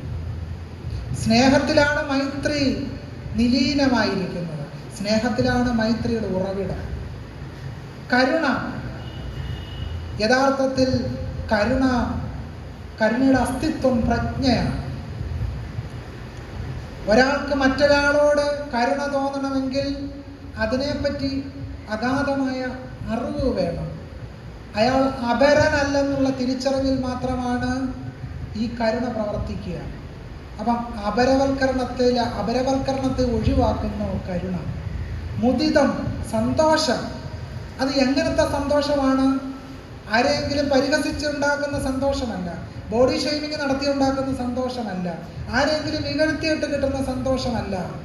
മുദിതം എന്ന് പറഞ്ഞാൽ കരുണയിലാണ്ട സന്തോഷം, അതാണ് മുദിതം. കരുണയിലാണ്ട സന്തോഷം. ഉപേക്ഷ, അത് ബ്രാഹ്മണ്യത്തിൻ്റെ ത്യാഗമല്ല. ത്യാഗേനേകെ അമൃതത്വമാനുഷു എന്നൊക്കെ പറയും. അത് കേവലമായ ഉപേക്ഷയല്ല, സന്തോഷത്തോടു കൂടിയുള്ള പകർന്നു വെക്കലാണ്. സന്തോഷത്തോടുകൂടി സ്വന്തം സഹോദരന് പകർന്നു കൊടുക്കലാണ് ഉപേക്ഷ എന്ന് പറയുന്നത്. യഥാർത്ഥത്തിൽ ഈ തത്വമെല്ലാം തന്നെ ബുദ്ധിസത്തിൻ്റെ തത്വമായിരുന്നു. പക്ഷേ ഇന്ത്യൻ ബ്രാഹ്മണി എങ്ങനെയാണ് അതിജീവിച്ചത്? ഈ ബുദ്ധിസത്തിൻ്റെ ദേവതാ സങ്കല്പങ്ങളെയും ഈ ബുദ്ധിസത്തിൻ്റെ ആശയങ്ങളെയും സ്വാംശീകരിച്ച് സംസ്കൃതത്തിലാക്കിയാണ് കേരളീയ ബ്രാഹ്മണി ഇതിനെയൊക്കെ അതിജീവിച്ചത്. ഞാൻ ആദ്യം സൂചിപ്പിച്ചതുപോലെ ബ്രാഹ്മണ്യത്തിൻ്റെ സ്വാംശീകരണ പ്രക്രിയ. അപ്പൊ ചുരുക്കത്തിൽ ഹിന്ദു സാമൂഹ്യ ശ്രേണീഘടനയ്ക്ക് പകരമായ വ്യവസ്ഥയായിട്ടാണ് അംബേദ്കർ ബുദ്ധമതത്തെ കണക്കാക്കിയത്. ചരിത്രത്തിൽ പ്രവർത്തിച്ച ബുദ്ധൻ എങ്ങനെയായിരുന്നു എന്നുള്ളതല്ല അംബേദ്കർ കാണുന്നത്. അംബേദ്കർ പുതിയൊരു ബുദ്ധനെ അവതരിപ്പിക്കുന്നു, ഒരു നവബുദ്ധനെ അവതരിപ്പിക്കുന്നു, ഒരു ഭീം ബുദ്ധനെ നമുക്ക് കാണാം. അല്ലെങ്കിൽ അത്തരം ബുദ്ധധർമ്മത്തെ നമുക്ക് ഭീം ധമ്മ എന്ന് തന്നെ വിളിക്കാം. ഭീം ധമ്മ എന്ന് വിളിക്കാവുന്ന ഒരു പുതിയ ഫിലോസഫിയെ, ഒരു പുതിയ തത്വദർശനത്തെ, യഥാർത്ഥത്തിൽ നോക്കിയാൽ ആധുനിക ജനാധിപത്യ മൂല്യവ്യവസ്ഥയ്ക്ക് അനുസരണമായി ഒരു പുതിയ ലോകവീക്ഷണത്തെ ബുദ്ധിസത്തിലൂടെ ഡോക്ടർ ബി.ആർ. അംബേദ്കർ അവതരിപ്പിക്കുകയാണ് ഉണ്ടായത്. അതുകൊണ്ടാണ് ഞാനിവിടെ സൂചിപ്പിച്ചത്, ഹിന്ദു സാമൂഹ്യ ശ്രേണീഘടനയ്ക്ക് പകരമായ വ്യവസ്ഥയായിട്ടാണ് ഡോക്ടർ ബി.ആർ. അംബേദ്കർ ബുദ്ധമതത്തെ കണക്കാക്കിയത്. ബുദ്ധമതം സ്വീകരിച്ചുകൊണ്ട് ഡോക്ടർ ബി.ആർ. അംബേദ്കർ നടത്തിയ ഒരു പ്രഭാഷണമാണ്. ആ പ്രഭാഷണം ഇവിടെ ഉദ്ധരിക്കാം. അസമത്വവും അടിച്ചമർത്തലും നിറഞ്ഞ എൻ്റെ പുരാതന മതം ഉപേക്ഷിച്ചതോടെ ഞാൻ പുനർജനിച്ചിരിക്കുകയാണ്.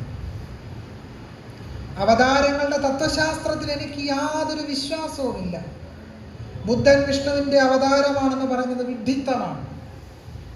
ഞാനിപ്പോൾ ഒരു ഹിന്ദു ദേവന്റെയും ദേവതയുടെയും വിശ്വാസിയല്ല.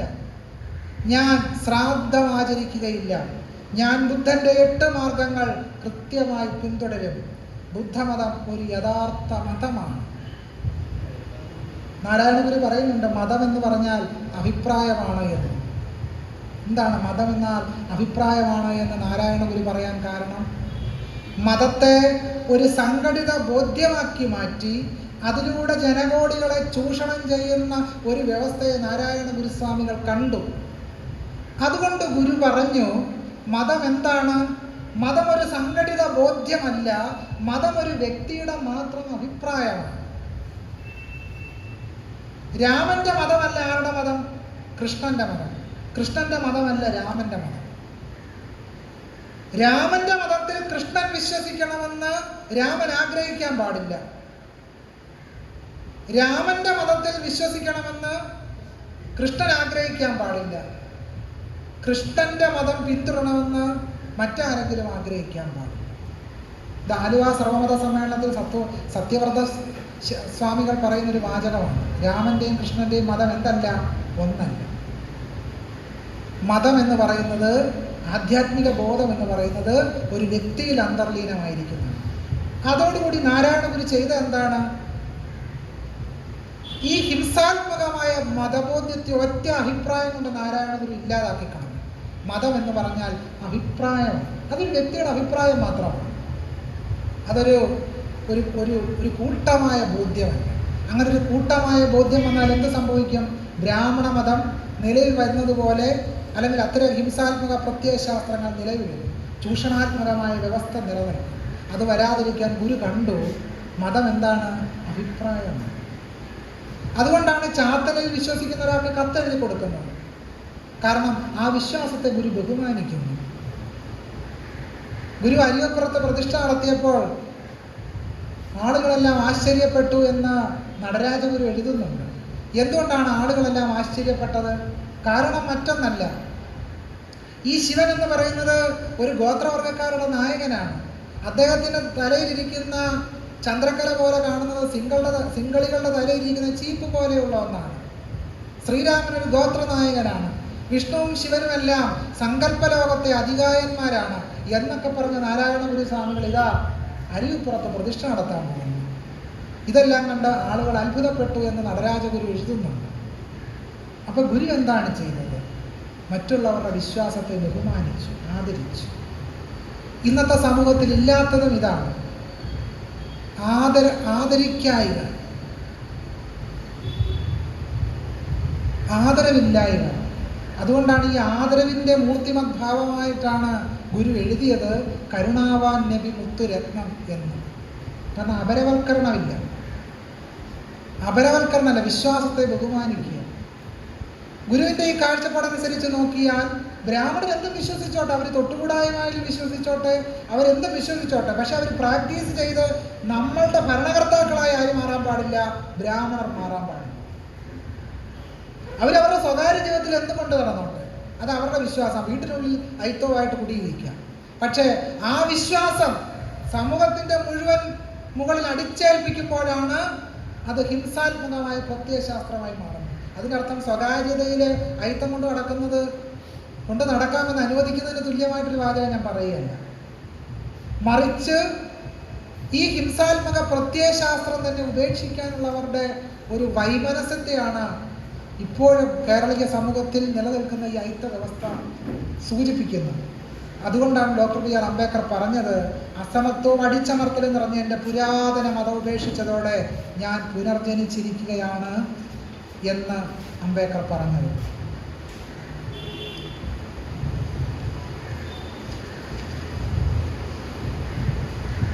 ആയിരത്തി 1954 ഒക്ടോബർ 3 ഓൾ ഇന്ത്യ റേഡിയോയിൽ ഡോക്ടർ ബി ആർ അംബേദ്കർ ഇപ്രകാരം പറഞ്ഞു: positively my social philosophy may be said to be enshrined in 3 words: liberty, equality and fraternity.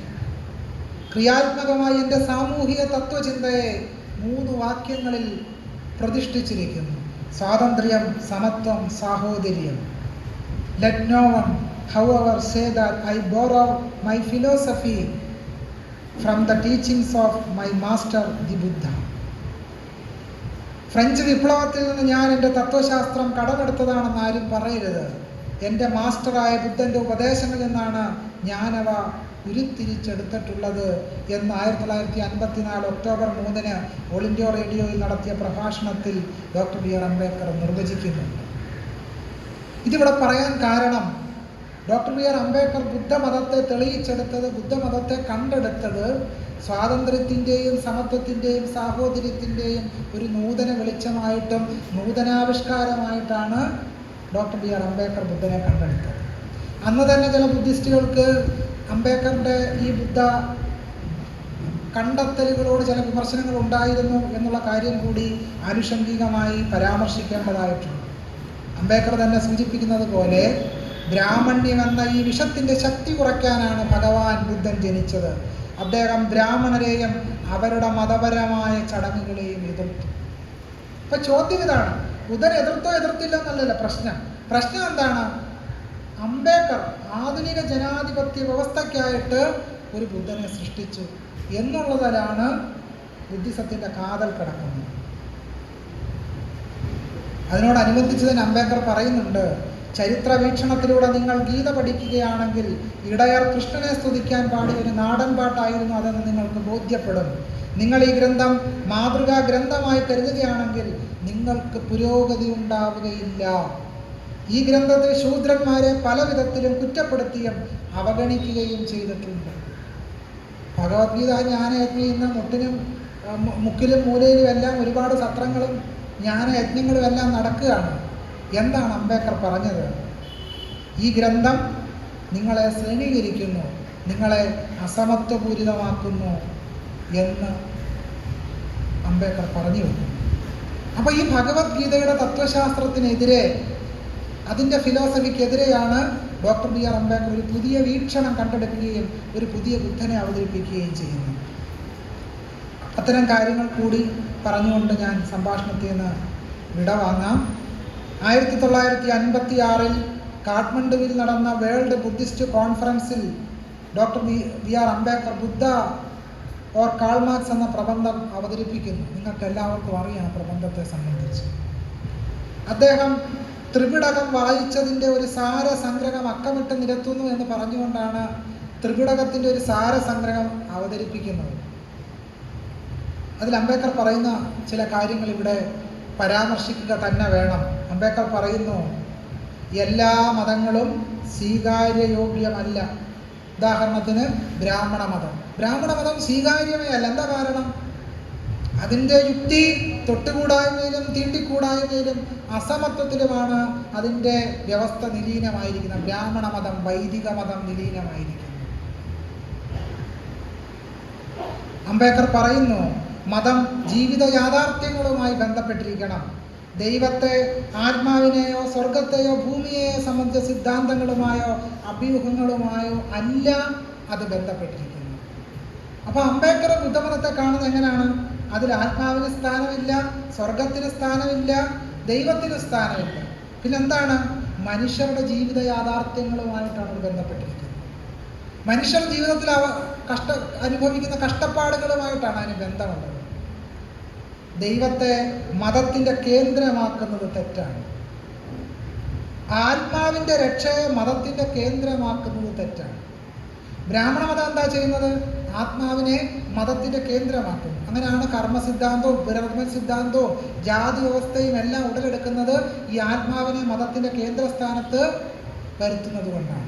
പുനരഭി ജനനം, പുനരഭി മരണം എന്നൊക്കെ തന്നെ ശങ്കരാചാര്യർ എഴുതിയതായി പറയപ്പെടുന്ന ഒരു സൂക്ത ഒരു കൃതിയുണ്ടല്ലോ.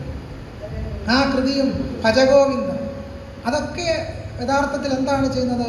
ഈ കർമ്മ പുനർജന്മ സിദ്ധാന്തത്തെ സാധൂകരിക്കുകയാണ് ചെയ്യുന്നത്. അടിസ്ഥാനപരമായി നോക്കിയാൽ ഇന്ത്യയിലെ അദ്വൈത വേദാന്തം എന്ന് പറയുന്നത് ജാതി വ്യവസ്ഥയെ പുനരുൽപാദിപ്പിക്കുന്ന, നിലനിർത്തുന്ന ഒരു ഫിലോസഫിയാണ് അദ്വൈത വേദാന്തം എന്ന് പറയുന്നത്. അതിൽ കുറഞ്ഞ മറ്റൊന്നുമല്ല. 6ാമത്തെ പോയിന്റായിട്ട് അംബേദ്കർ പറയുന്നത് ജന്തുബലികളെ മതത്തിൻ്റെ കേന്ദ്രമാക്കുന്നത് തെറ്റാണ്. എന്തുകൊണ്ടാണ് ഇങ്ങനെ പറയാൻ കാരണം? നമ്മൾ ഋഗ്വേദത്തിലെ ചില 7ാം മണ്ഡലമൊക്കെ നോക്കിയാൽ കുതിരയെ കൊണ്ടുവന്ന് ബ്രാഹ്മണ പുരോഹിതന്മാർ ബലി കഴിക്കുന്നതിനെ പറ്റിയുള്ള വളരെ കൃത്യമായ ചിത്രീകരണങ്ങൾ കാണാം.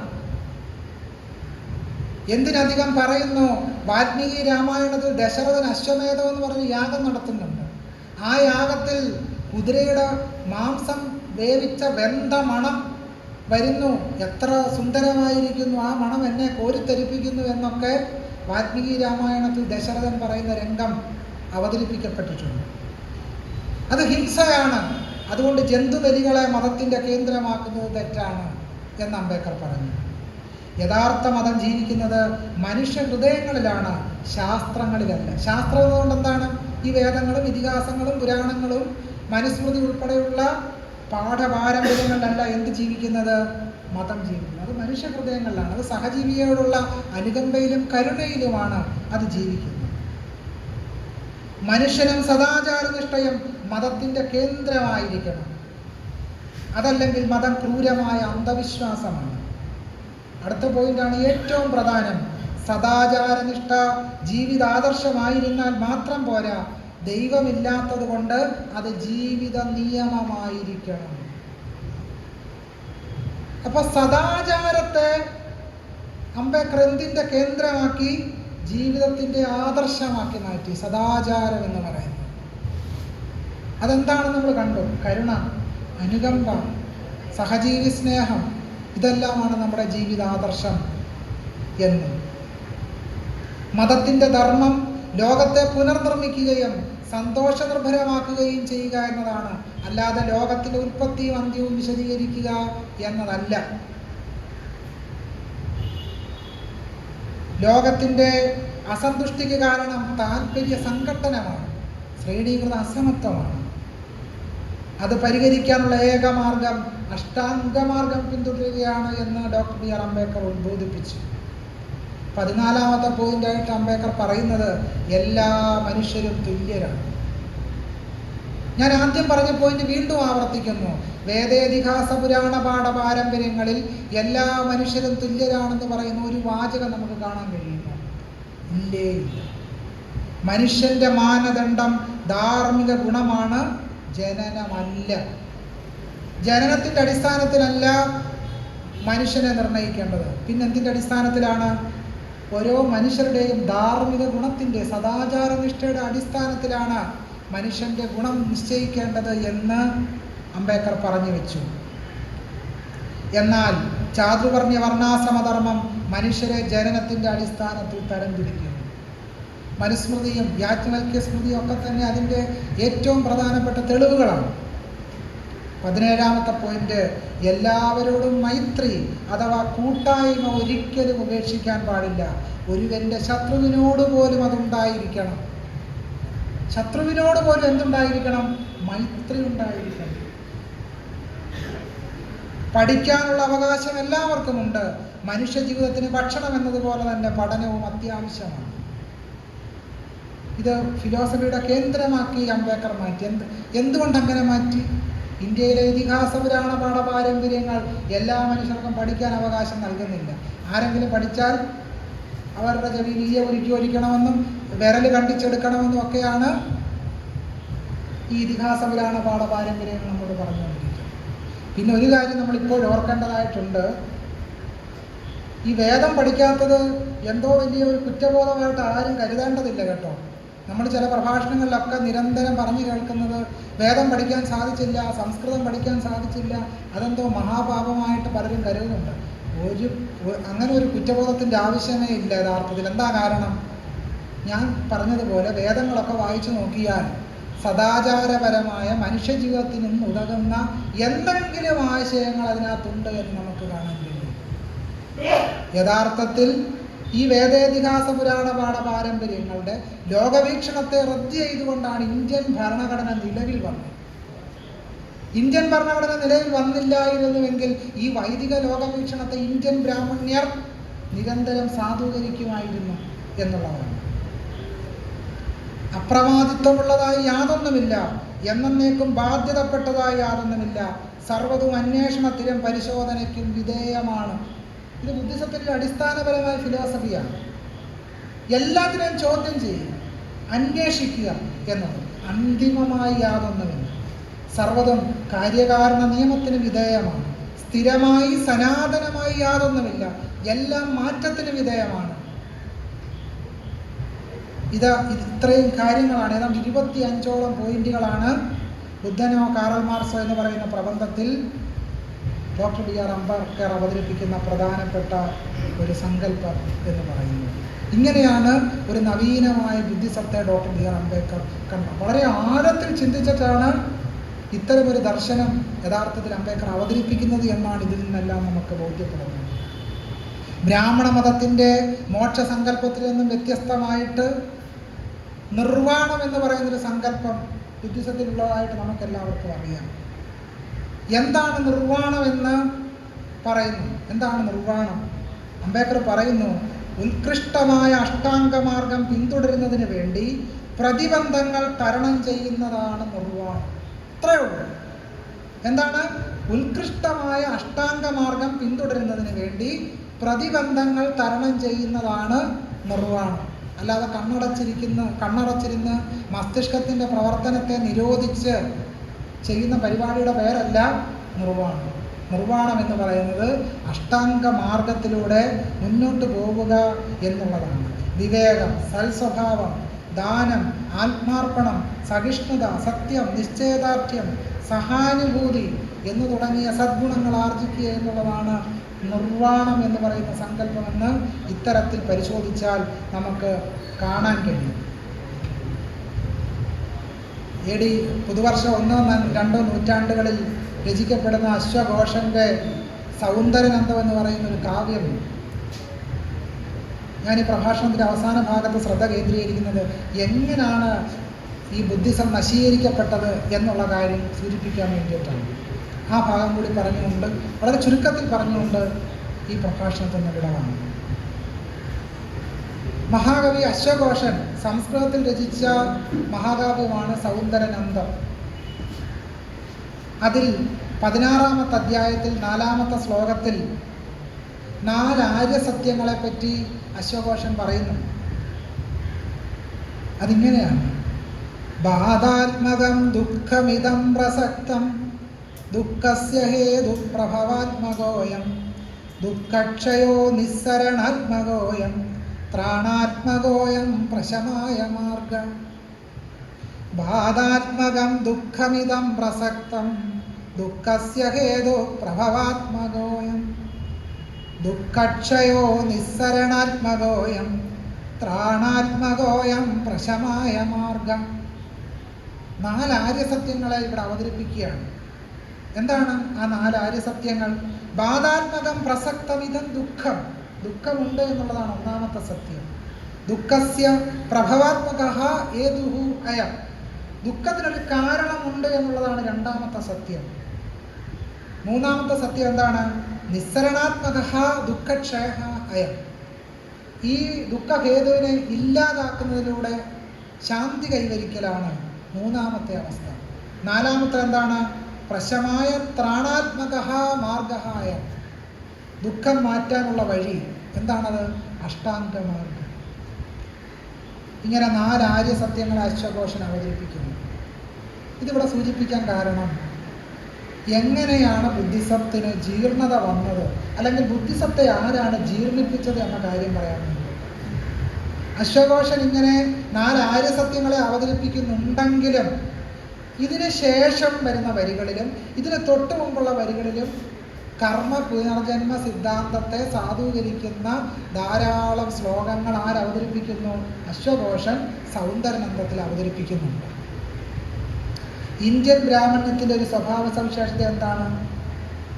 അത് മാങ്ങയ്ക്കുള്ളിലേക്ക് കയറുന്ന ഒരു വണ്ടിനെ പോലെയാണ്. അതിൻ്റെ ഉള്ളു തുറന്നത് മുഴുവൻ ഇന്ത്യൻ ബ്രാഹ്മണ്യം പൊള്ളയാക്കി മാറ്റും. ഇന്ത്യയിൽ വിമോചനാത്മകമായ നിലയിൽ വന്ന ബുദ്ധിസത്തെ എങ്ങനെയാണ് ഇന്ത്യൻ ബ്രാഹ്മണ്യം ഇല്ലാതാക്കിയത്?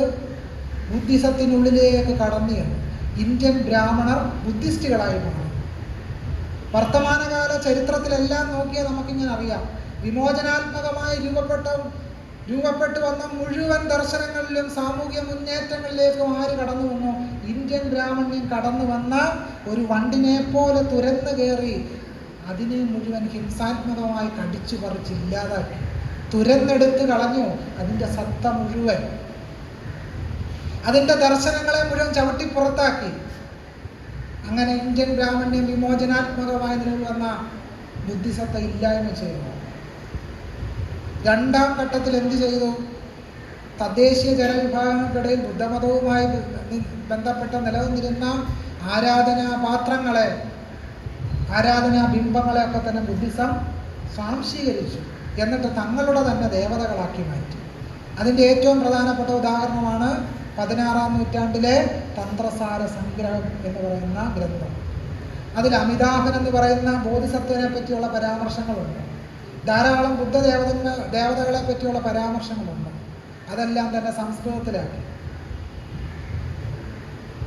ഇന്ത്യയിലെ വാസ്തുവിദ്യയുടെ ചരിത്രം നോക്കിയാൽ അറിയാം, അതൊക്കെ തന്നെ പഞ്ചകമ്മാളരും, അതൊക്കെ തന്നെ ഇന്ത്യയിലെ ആശാരിമാരും മൂശാരിമാരും കല്ലനും കൊല്ലനും മുതലായ അടിസ്ഥാന അധ്വാന ജനവിഭാഗങ്ങൾ പണിപ്പെടുത്തി ഉണ്ടാക്കിയതാണ് ഇന്ത്യയിലെ വാസ്തുവിദ്യയും. ഇന്ത്യയിലെ അടിസ്ഥാനപരമായി വികസിച്ചു വന്ന എല്ലാത്തരം പണികളും ലോകവിദ്യകളും കാർഷിക വിദ്യകളും എല്ലാം തന്നെ ഇന്ത്യയിലെ അടിസ്ഥാന ജനവിഭാഗങ്ങൾ നിർമ്മിച്ചെടുത്തതാണ്.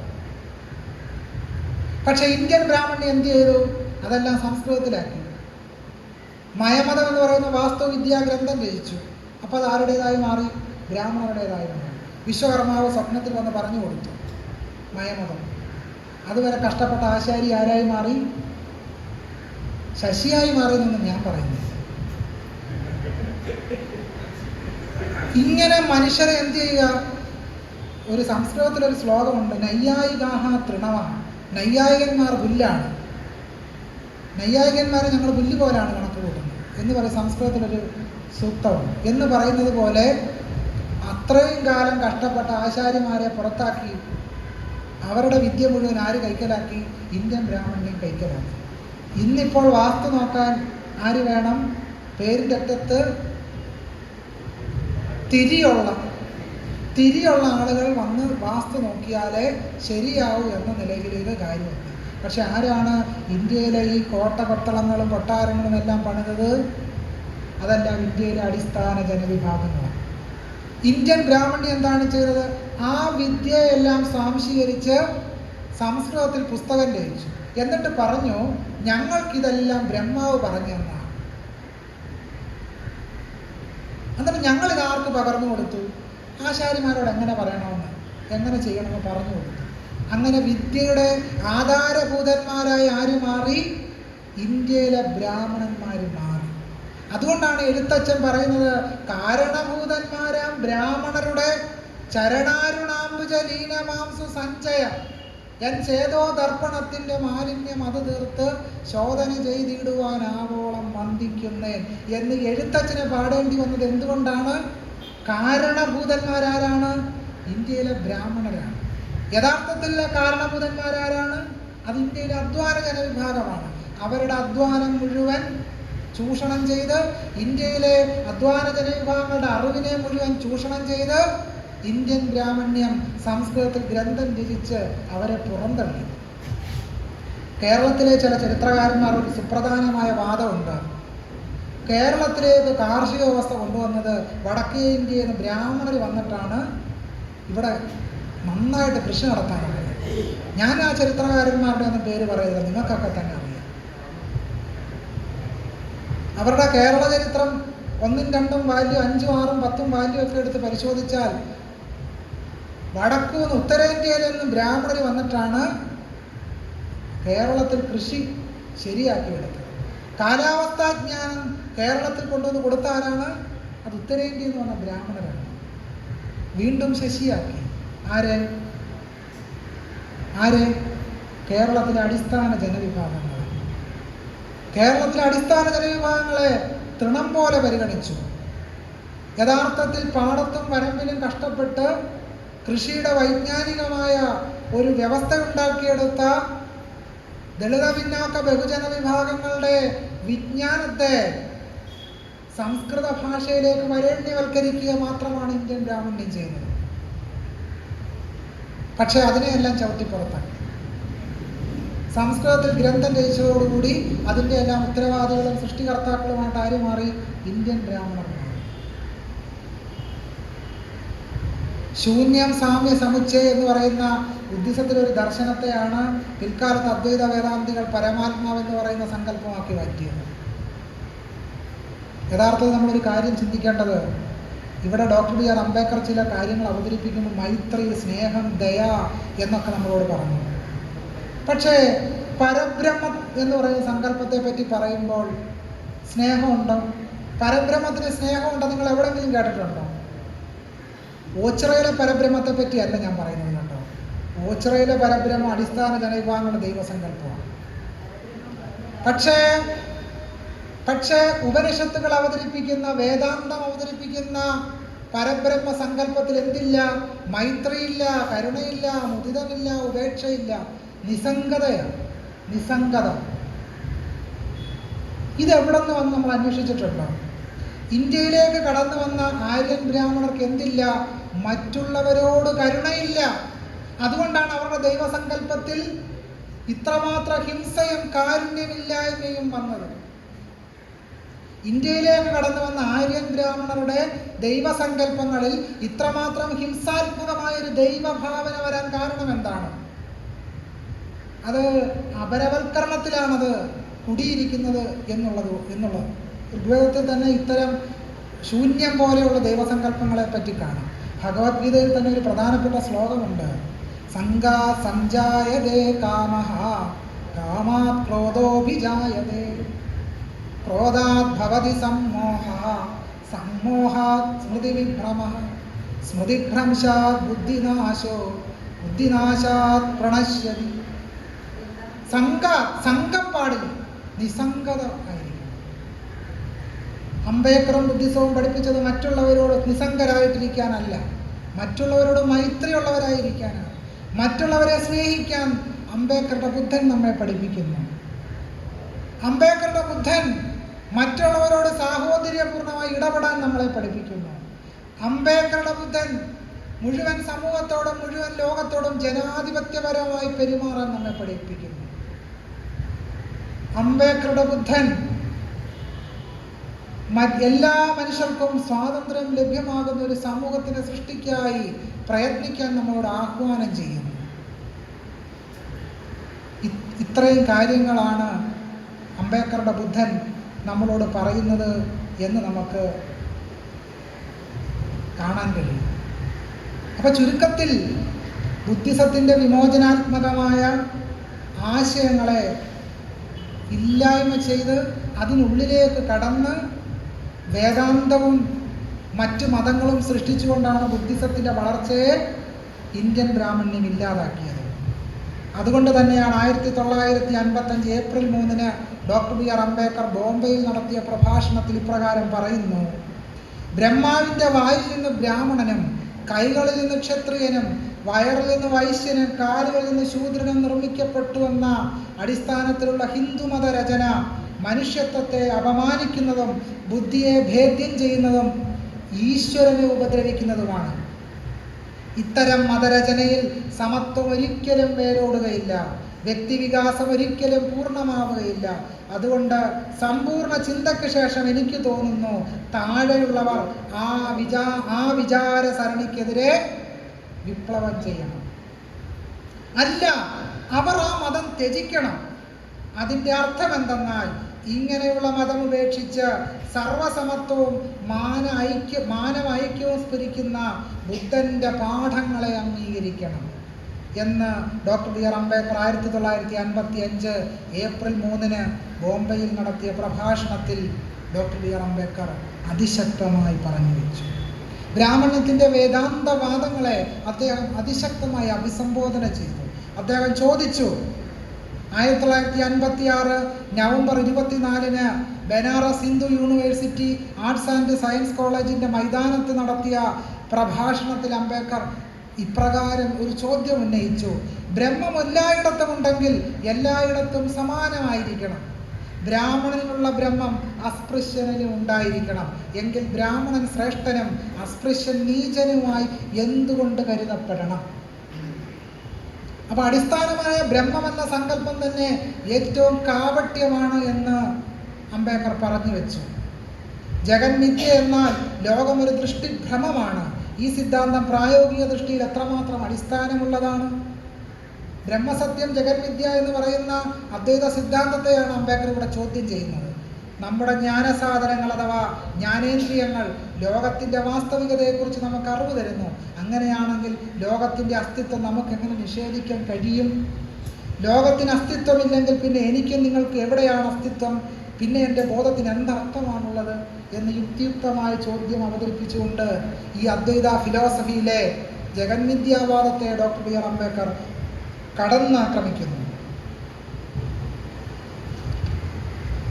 1956 ഒക്ടോബർ 14 ബുദ്ധമത പരിവർത്തന ചടങ്ങിൽ അംബേദ്കർ സുദീർഘമായൊരു പ്രതിജ്ഞ എടുക്കുന്നുണ്ട്. ഏതാണ്ട് 22ഓളം പ്രതിജ്ഞ. ആ പ്രതിജ്ഞ ബുദ്ധിസത്തിൻ്റെ സർവസ്വം എന്താണ് എന്ന് അദ്ദേഹം നമ്മളോട് വീണ്ടും വീണ്ടും ഉദ്ബോധിപ്പിക്കുന്നു. ഞാൻ സൂചിപ്പിച്ചതുപോലെ ബുദ്ധിസത്തെ ബ്രാഹ്മണിസത്തിൻ്റെ വിമർശന സ്ഥാനമായി മഹാനായ ഡോക്ടർ ബി ആർ അംബേദ്കർ സ്ഥാനപ്പെടുത്തി. അദ്ദേഹം പറഞ്ഞു, എനിക്ക് ബ്രഹ്മാവിഷ്ണു മഹേശ്വരന്മാരിൽ വിശ്വാസമില്ല, അതിനാൽ ഞാൻ അവരെ ആരാധിക്കില്ല. ഇന്ന് ഹിന്ദുത്വർ എന്താണ് പറയുന്നത്? പ്രാണപ്രതിഷ്ഠ ചെയ്യുന്ന തൊഴാത്തവരെല്ലാം തന്നെ അധമരാണെന്ന് ഹിന്ദുത്വർ പറയുന്നു.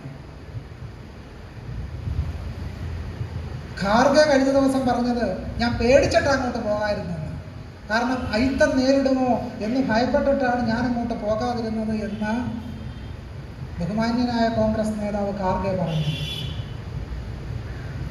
എനിക്ക് രാമനിലും കൃഷ്ണനിലും വിശ്വാസമില്ലാത്തതിനാൽ ഞാൻ അവരെ ആരാധിക്കില്ല. ഒന്ന് ആലോചിച്ച് നോക്കൂ, 1956 ഒക്ടോബർ 14 ഇത് പറയുന്നത്. ഇന്ന് മൈക്ക് കെട്ടിവെച്ച് ആരെങ്കിലും ഇങ്ങനെ പറഞ്ഞാൽ എന്തായിരിക്കും അവസ്ഥ? അംബേദ്കർ പറഞ്ഞതുപോലെ ഇപ്രകാരം പറഞ്ഞാൽ എന്തായിരിക്കും അവസ്ഥ എന്ന് ആലോചിച്ച് നോക്കൂ. എനിക്ക് ഗൗരിയിലും ഗണപതിയിലും മറ്റു ഹിന്ദു ദൈവങ്ങളിലും ദേവിമാരിലും വിശ്വാസമില്ലാത്തതിനാൽ ഞാൻ അവരെ ആരാധിക്കില്ല. ദൈവങ്ങളുടെ അവതാര സിദ്ധാന്തത്തിൽ എനിക്ക് വിശ്വാസമില്ല. ഞാൻ ശ്രാദ്ധമൂട്ടുകയോ പിണ്ടം വയ്ക്കുകയോ ചെയ്യില്ല. ഞാൻ ബ്രാഹ്മണരെ കൊണ്ട് ഒരു ചടങ്ങ് നടത്തിക്കില്ല. ഇന്നെന്താണ് അവസ്ഥ? പുതിയൊരു വീട് പണിതാൽ ഏതെങ്കിലും തിരി കൊളുത്തിയാൽ മാത്രമേ ആശ്വാസമാവൂ എന്ന നിലയിലേക്ക് നമ്മൾ എത്തിക്കുന്നു. അവലും മരലും തീയിൽ ഹോമിച്ചാലേ സമാധാനമാവൂ എന്ന നിലയിലേക്ക് എത്തിച്ചേർന്നിരിക്കുന്നു. മനുഷ്യനെ താഴ്ന്നവനെന്ന വിവേചനത്തോടെ പെരുമാറുന്ന, മനുഷ്യകുലത്തിൻ്റെ ഐശ്വര്യത്തിന് ഹാനികരമായ ഹിന്ദുമതത്തെ ഞാൻ ഉപേക്ഷിക്കുകയും ഇന്നു മുതൽ ബുദ്ധമതം സ്വീകരിക്കുകയും ചെയ്യുന്നു എന്ന് പറഞ്ഞുകൊണ്ടാണ് 1956 ഡോക്ടർ ബി ആർ അംബേദ്കർ ബുദ്ധമതത്തെ സ്വീകരിച്ചത്. അദ്ദേഹം ഒന്നുകൂടി പറഞ്ഞു വെച്ചു, ഹിന്ദുമതത്തിലെ തട്ടുവൽക്കരണം കാരണം ഉയർന്ന വർണ്ണത്തിലുള്ളവർക്കും ജാതിയിലുള്ളവർക്കുമാണ് നേട്ടം. ശരിയല്ലേ? ഇന്ത്യയിലെ ഉന്നത വിദ്യാഭ്യാസ സ്ഥാപനങ്ങളിൽ പാർലമെന്റിൽ വെച്ച കണക്കനുസരിച്ച് ഇന്ത്യൻ IIT-കളിലെ 6049 അധ്യാപക തസ്തികകളിലും സവർണരും ബ്രാഹ്മണരുമാണ്. സുപ്രീം കോടതിയും മറ്റ് ഭരണഘടനാ സ്ഥാപനങ്ങളും പോലും ഇതിൽ നിന്ന് വ്യത്യസ്തമാണ്. തിരുവിതാംകൂർ ദേവസ്വം ബോർഡിന്റെ 95% പദവികളിലും ആരാണ്? സവർണരാണ്.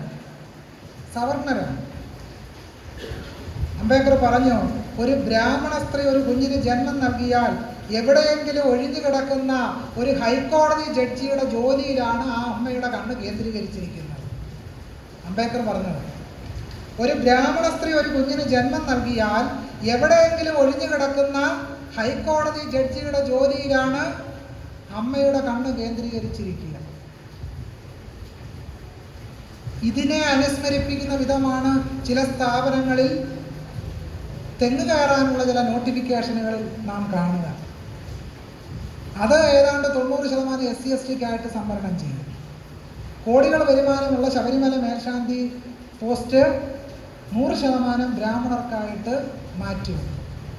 ഇതാണ് അംബേദ്കർ പറഞ്ഞ ശ്രേണീകൃത അസമത്വം എന്ന് പറയുന്നത്. ഇത്തരം ഒരു വിചിത്രമായ ഘടനയ്ക്ക് കാരണം ഹിന്ദു മതത്തിലെ വർണ്ണവ്യവസ്ഥ, മാറ്റമില്ലാത്ത വർണ്ണവ്യവസ്ഥ. നിങ്ങളുടെ ചുമലിലേക്ക് ചാഞ്ഞിരിക്കുന്ന വൈശ്യക്ഷത്രിയ ബ്രാഹ്മണ ഭാരം കുടഞ്ഞു കളയുകയും നശിപ്പിക്കുകയും വേണം. അതാണ് യഥാർത്ഥ പ്രശ്നം. അപ്പൊ യഥാർത്ഥ പ്രശ്നം എന്താണ്?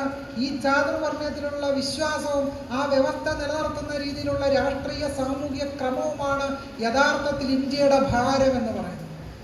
ഇന്ത്യയുടെ രാഷ്ട്രീയ ഭാരം എന്താണ്? ചാതുർവർണ്ണയമാണ്. ഇന്ത്യയിൽ ഇസ്ലാമോഫോബിയ നിലനിൽക്കുന്നത് എന്തുകൊണ്ടാണ്? ചാതുർവർണ്ണയം നിലനിൽക്കുന്നത് കൊണ്ടാണ്. അതിന്റെ ഉത്തരവാദിത്തം ആർക്കല്ല? ഇന്ത്യയിലെ ബഹുജനങ്ങൾക്കല്ല. ചില സോഷ്യൽ സയന്റിസ്റ്റുകൾ ഈ കീഴാള ഹിന്ദുത്വം എന്നൊക്കെ ഇപ്പൊ പറഞ്ഞ് തെക്കുവടക്ക് നടക്കുന്നുണ്ട്. ലോക്നീതി സർവേ CSDS ബന്ധപ്പെട്ട് പുറത്തിറക്കിയ പഠനങ്ങൾ ബോധ്യപ്പെടുത്തുന്നത് ഇന്ത്യയിലെ ഹിന്ദുത്വത്തിന് ഏറ്റവും കൂടുതൽ വോട്ട് ഇപ്പോഴും കിട്ടിക്കൊണ്ടിരിക്കുന്നത് ഇന്ത്യയിലെ സവർണർ തന്നെ വോട്ട് കുത്തിയിട്ടാണ് ഈ ഹിന്ദുത്വം നിരന്തരം അധികാരത്തിലേറിക്കൊണ്ടിരിക്കുന്നത്. പക്ഷേ ചില സാമൂഹിക സൈദ്ധാന്തികർ കീഴാള ഹിന്ദുത്വം എന്ന് പറഞ്ഞിട്ട് നമ്മുടെ ആളുകൾക്കും ചില പുതിയ സിദ്ധാന്തം കേൾക്കുമ്പം ഒരു രോമാഞ്ചം. യഥാർത്ഥത്തിൽ ഈ കീഴാള ഹിന്ദുത്വം എന്ന് പറഞ്ഞിട്ട് ഇന്ത്യയിൽ ഹിന്ദുത്വം നിലനിർത്തുന്നതിന് ഉത്തരവാദിത്തം ഇന്ത്യയിലെ ബഹുജനങ്ങളുടെ തലയിൽ കെട്ടിയേൽപ്പിക്കാനാണ് ഈ സവർണ ബ്രാഹ്മണ സാമൂഹിക സിദ്ധാന്തികൾ നിരന്തരം പറഞ്ഞു പോകും. കണക്ക് സൂചിപ്പിക്കുന്നത് എന്താണ്? കണക്ക് പറയുന്നത് ഇന്ത്യയിലെ ഹിന്ദുത്വ ഭരണകൂടം നിരന്തരം അധികാരമേൽക്കാൻ കാരണം ഇന്ത്യയിലെ സവർണ ബ്രാഹ്മണ ജനവിഭാഗങ്ങൾ കൊടുക്കുന്ന വോട്ടിന്റെ അളവ് എണ്ണം കൂടുതൽ കൂടുന്നു എന്നാണ് ലോക്നീതി സർവേ നമ്മെ ബോധ്യപ്പെടുത്തുന്നത്. അതിന്റെ പാപഭാരം ആർക്കാണ്? ഇന്ത്യയിലെ കീഴാളർക്കാണ്. അപ്പം ഇന്ത്യയിലെ സവർണത ചെയ്തുകൊണ്ടിരിക്കുന്ന എല്ലാത്തിൻ്റെയും പാപഭാരം ഇന്ത്യയിലെ കീഴാളരാക്കപ്പെട്ട മനുഷ്യരുടെ തലയിൽ കെട്ടിയേൽപ്പിച്ച് അവരെ തന്നെ വീണ്ടും കുറ്റവാളി ഗോത്രമാക്കി നിലനിർത്താനാണ് ഇത്തരം സിദ്ധാന്തങ്ങൾ നിരന്തരം ഉപയോഗിക്കപ്പെടുന്നത്. നാം അതിൽ ജാഗരൂകരായിട്ടിരിക്കണം. രണ്ടാമത്തെ പോയിന്റ് എന്ന് പറയുന്നത് ഇതുമായി ബന്ധപ്പെട്ട് ഇന്ത്യയിലെ ഇസ്ലാമോഫോബിയുടെ വേര് കിടക്കുന്ന എവിടാണ്? ഇന്ത്യൻ ബ്രാഹ്മണ്യത്തിലാണ്. ഇന്ത്യൻ ബ്രാഹ്മണ്യമാണ് എല്ലാ മനുഷ്യരെയും പുറത്തു നിർത്തണമെന്നും പുറന്തള്ളണമെന്നും മറ്റു മനുഷ്യരെല്ലാം അയിത്തക്കാരാണ് എന്ന് പറയുന്നതും ആരാണ്? ഇന്ത്യൻ ബ്രാഹ്മണ്യമാണ്. പല പഠനങ്ങളും സൂചിപ്പിക്കുന്നത് സ്വാതന്ത്ര്യ സമരത്തിന്റെ കാലഘട്ടത്തിൽ പോലും ഒരു മുസ്ലിമിന് സവർണന്റെ വീടിന്റെ തിണ്ണയിൽ കയറാൻ അവകാശമില്ലായിരുന്നു എന്നുള്ളതാണ്. ഇതെവിടെ നിന്ന് വന്നു? അതിന്റെ വേര് കിടക്കുന്നത് ഇന്ത്യൻ ബ്രാഹ്മണ്യത്തിലാണ്. 19-ാം നൂറ്റാണ്ടിന്റെ ഉത്തരാർത്ഥത്തിൽ കേരളത്തിൽ രചിക്കപ്പെടുന്ന കുഴിക്കാട്ട് വച്ചായ തന്ത്രഗ്രന്ഥത്തിൽ പറയുന്നത് മുസ്ലിങ്ങൾ അയിത്തക്കാരാണെന്നാണ്. അപ്പൊ ഇന്ത്യയിൽ ഇസ്ലാമോഫോബിയയുടെ വേര്, മുസ്ലിം ജനവിഭാഗങ്ങളുള്ള വെറുപ്പിന്റെ വേര് കിടക്കുന്നത് എവിടെയാണ്? ഇന്ത്യൻ ബ്രാഹ്മണ്യത്തിലാണ്. ഇന്ത്യൻ സവർണതയിലാണ് മുസ്ലിങ്ങളോടുള്ള വെറുപ്പിന്റെയും മുസ്ലിങ്ങളോടുള്ള അസഹിഷ്ണുതയുടെയും പേര് ഇന്ത്യൻ ബ്രാഹ്മണ്യത്തിലാണ് കിടക്കുന്നത്.